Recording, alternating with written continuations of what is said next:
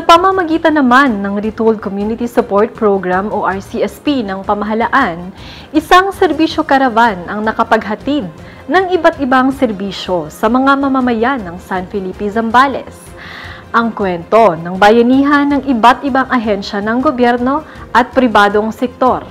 Ihahatid ni Sherabay Bien Sabino.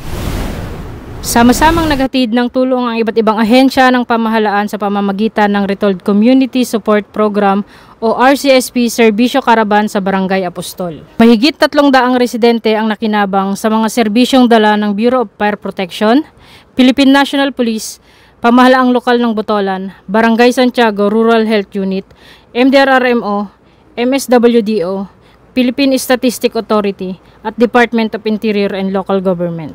Katuwang ang 69th Infantry Cougar Battalion, Philippine Army.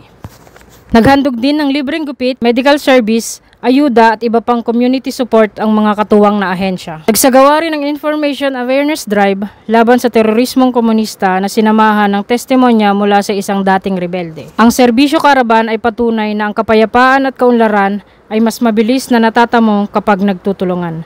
Ang iba't ibang sangay ng pamahalaan at ang mamamayan. Mula dito sa Dinalupihan, Bataan, ako si Sherabay Bien, ang inyong pamilyang kaugnay.